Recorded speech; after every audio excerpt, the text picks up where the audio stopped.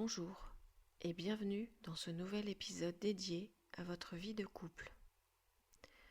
Aujourd'hui, je vous invite à explorer un sujet qui est au cœur de toutes les consultations en thérapie de couple, la communication.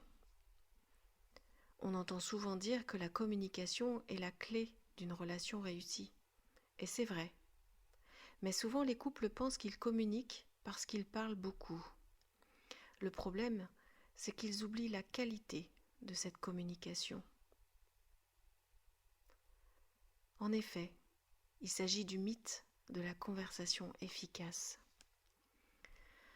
Beaucoup de couples viennent me voir en disant « Nous parlons tout le temps, mais nous ne nous comprenons pas ».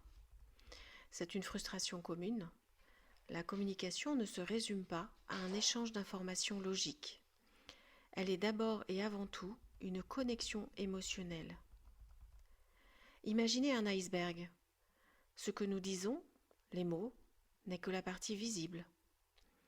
Sous la surface se trouvent nos émotions, nos peurs, nos besoins non exprimés et nos attentes. C'est là que réside la véritable substance de notre relation. Si nous ne plongeons pas sous la surface, nous risquons de passer à côté de ce qui compte vraiment. Lorsqu'un partenaire dit « Tu ne m'aides jamais avec les tâches ménagères », ce n'est souvent pas une simple remarque sur le ménage. C'est peut-être l'expression d'un besoin de reconnaissance, d'un sentiment d'isolement ou d'une fatigue émotionnelle. La réponse efficace n'est donc pas de lister les fois où l'on a fait la vaisselle ou de faire la vaisselle, mais de comprendre l'émotion derrière l'affirmation.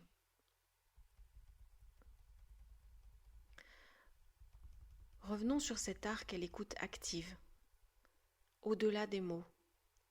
Le premier pilier d'une communication saine est l'écoute active. Dans les couples en difficulté, l'écoute est souvent remplacée par une simple attente. Nous attendons que l'autre ait fini de parler pour pouvoir à notre tour parler, formuler notre défense ou notre argument. L'écoute active, c'est écouter pour comprendre et pas pour répondre. Cela signifie mettre de côté ses propres pensées, ses propres jugements et ses solutions pendant un instant et se concentrer pleinement sur ce que l'autre ressent et dit. C'est valider l'émotion de l'autre, même si l'on n'est pas d'accord avec la situation. Lorsque votre partenaire exprime de la tristesse, de la frustration ou de la colère, essayez de répondre par la validation. Je vois que tu es vraiment dépassé en ce moment. Plutôt qu'un « c'est pas grave, tu t'inquiètes pour rien », qui viendrait minimiser ce que ressent celui qui a parlé et qui viendrait donc rompre la communication. La validation crée un espace de sécurité où les deux partenaires se sentent vus et entendus. La vulnérabilité, c'est la clé de l'intimité. Une communication authentique exige de la vulnérabilité. C'est le courage de s'ouvrir, d'exprimer ses peurs, ses besoins sans masque. Souvent, par peur d'être blessés ou d'être rejetés, nous évitons les sujets délicats. Nous nous contentons de parler de la météo, du travail ou des enfants. Mais pour maintenir l'intimité, nous devons oser partager nos mondes intérieurs. Cela implique d'aborder le langage du « je » plutôt que le langage du « tu ». Au lieu de dire « tu es toujours en retard, tu ne respectes pas mon temps », qui est une accusation, essayez « je me sens dévalorisée quand tu es en retard, parce que j'ai l'impression que mon temps n'est pas important pour toi », qui exprime plutôt un sentiment et un besoin. Cette approche désamorce la confrontation et invite à l'empathie. Elle transforme une attaque en une invitation à la compréhension mutuelle. C'est la base de la communication non violente que nous travaillons parfois en thérapie. La gestion des conflits, c'est une opportunité de croissance. Les couples en bonne santé ne sont pas ceux qui n'ont pas de conflits. Ce sont ceux qui savent comment les gérer. Le conflit n'est pas le signe d'un problème dans la relation, mais d'un appel à l'ajustement. Lorsque le conflit survient, le but n'est pas de gagner l'argument, mais de renforcer le lien.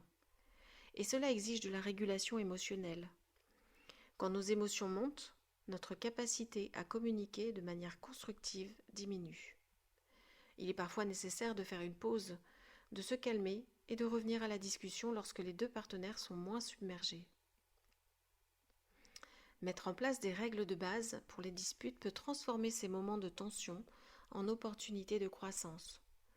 Par exemple, une des règles pourrait être de ne jamais utiliser de langage méprisant. Une autre règle pourrait être de rester sur le sujet en cours, plutôt que de l'étendre à l'ensemble de notre vie. Et bien sûr de s'assurer que les deux personnes ont la possibilité de s'exprimer pleinement.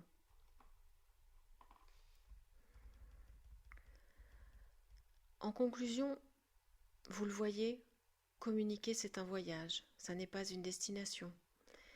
La communication est un muscle qui se développe avec la pratique. Elle demande de la patience, de l'honnêteté et surtout de la volonté. En tant que thérapeute, je vois chaque jour le pouvoir de la communication authentique.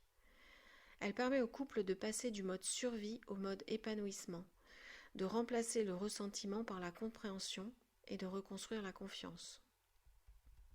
Rappelez-vous, votre relation ne dépend pas de ce que vous dites, mais de la façon dont vous vous connectez à l'autre. Prenez le temps de vous écouter, d'être vulnérable et de valider les expériences de l'autre. Je suis Virginie Dion, thérapeute de couple. Merci pour votre écoute et à bientôt pour un nouvel épisode.